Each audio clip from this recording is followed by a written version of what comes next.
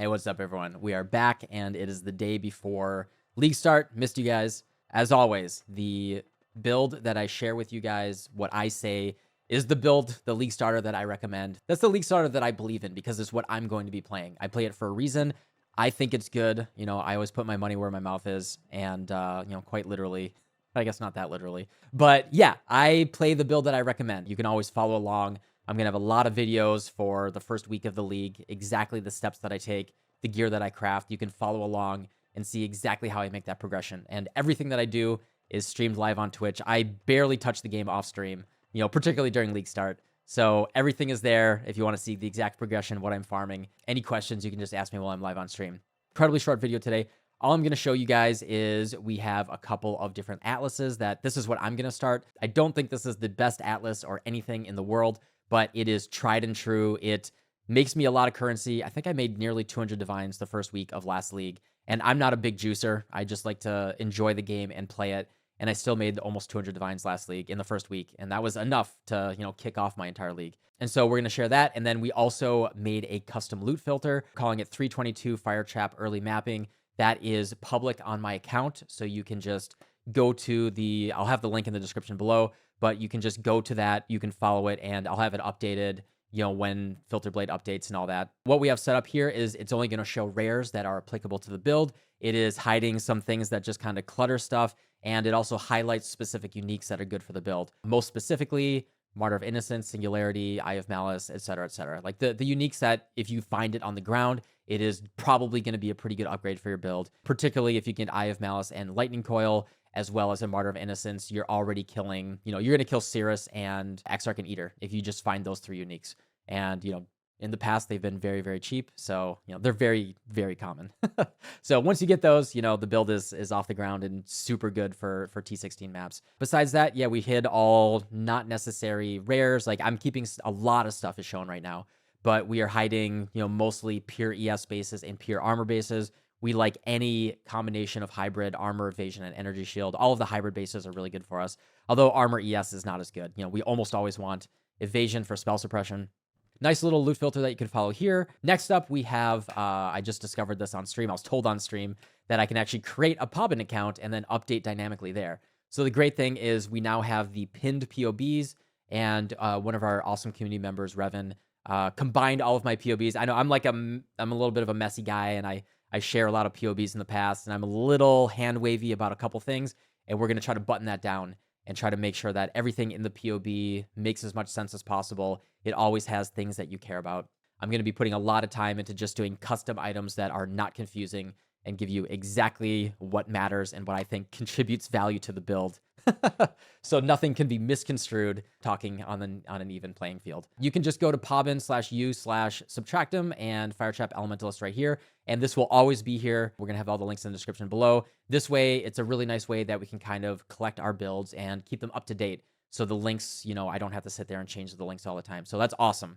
So the build is right here. And the cool thing is we have all of the different trees. We have them all combined. It has the leveling trees as well as going from white maps all the way into end of league start, as well as an alternative route if you prefer this. This is to max your spell suppression.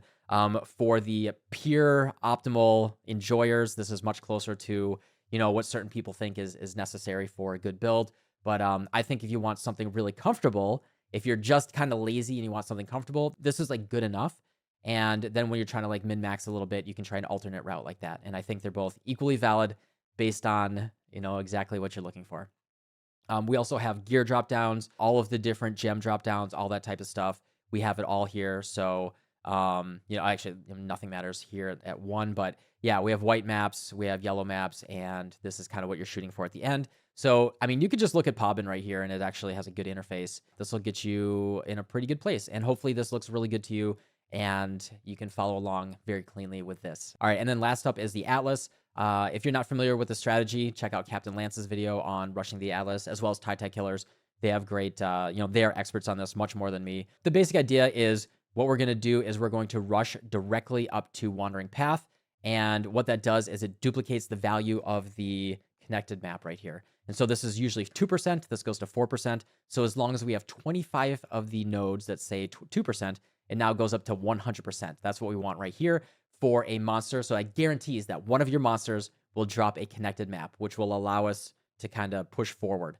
And you can even just type connected right here in the corner. You can just grab whatever. It doesn't matter whatever you grab. The way that I path this was intentional. We're going to be starting on the right. After getting Wandering Path, we want to grab these 3 nodes right here. This will give us 24% chance for a map to have Expedition. Then we want to grab these nodes up here, which will give us another 16% chance, which will give us 40% chance, 4 out of 10 of our maps will have an Expedition.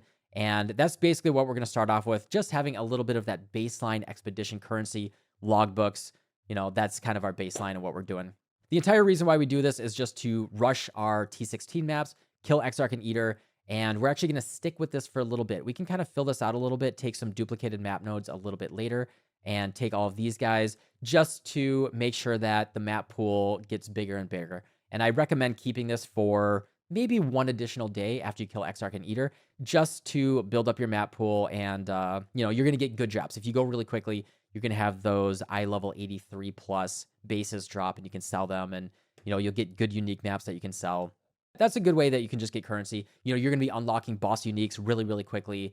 You can sell Legacy of Fury and all that type of stuff is worth good currency early on. And that's why rushing to the end of the Atlas very early is incredibly beneficial. That's what we're starting off with. I just want to get the campaign, the extended mapping campaign and that quest line over with. And then what we're going to do is transition into plain, simple, and boring. I'm sorry to disappoint you guys if you wanted me to do something new and exciting with all the keystones and all that. But I'm just going to go to the tried and true. Last league, I made about 200 divines in the first week, and I'm not a big juicer. I'm just kind of a game enjoyer. I enjoy different builds, and I enjoy trying to just improve myself.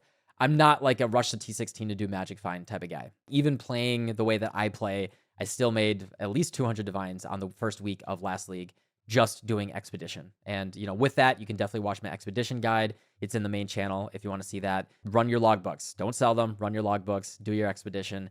Print lots and lots of currency. In addition to that, we are doing shrines. I think shrines are just really fun. We have Domination, which is shrines on the map device. We're going to be filling out Hunt for Answers right here, and then we're going up to Exarch over here.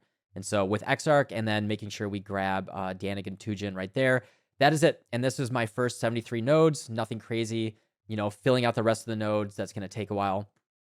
But, you can get 73 nodes in just a few days. If you're a focused player, that might take you longer if you're, if you don't have as much time to play.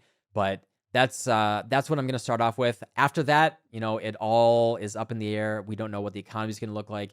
I might just be a Sanctum enjoyer. I might like Trial of the Ancestors so much that I just want to stay in that. And maybe I'll do a map rushing strategy so I can just do a lot of the Trial of the Ancestors. It might be really good, just collecting those tattoos. So that is my entire plan for League Start. I am going to be League starting the Firetrap Elementalist, as I said.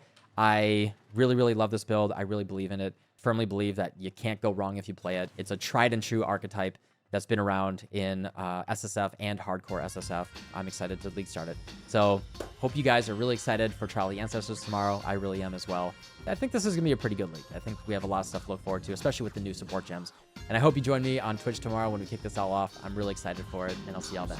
Bye.